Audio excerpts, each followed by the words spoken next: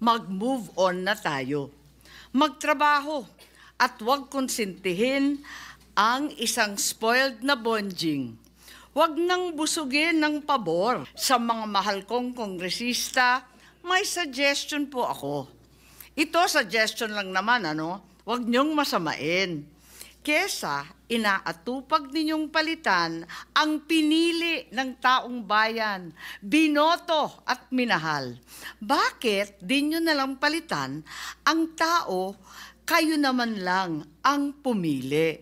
Ano kaya kung yung speaker nyo na lang ang paltan nyo? Sa kabilangan ng mga binitawang salita ni Senadora Amy Marcos, pinabulaanan niyang niyuyurakan niya ang mababang kapulungan. Tulad ng sinabi ko, suggestion lang naman nun. Wag nilang minamasama. Hindi naman ako nakikialam.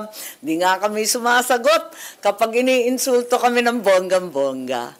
Wala namang personal dito. Wala namang family feud. Kanino man. Kung si Bongbong man, si Lisa man, si Speaker, pati si Toby. Walang family feud.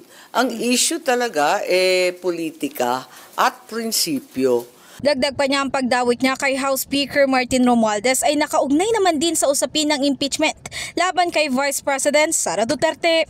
Kasi yun naman talaga ang ugat ng lahat na ito. Politika naman talaga at ambisyon ng isang dambuhalang sanggol. So hindi lihis sa usapin ang sinabi ko. And you really felt the need na sabihin na yun kagabi sa plenary, ma'am? Bakit? Bawal bang sabihin ang katotohanan? Unparliamentary ba magsaad ng totoo? Samantala matapos nga ang naging debate ng Senado at pag-archive sa articles of impeachment, kinumpirma ni Marcos na nagkausap na sila ni VP Sara at sinendan pa nga raw siya nito ng biblical quotation na salamat sa Panginoon. In the heart of changing lives, ako si Brigada Ann Cortas ng 105.1 Brigada News FM Manila, the Music News Authority.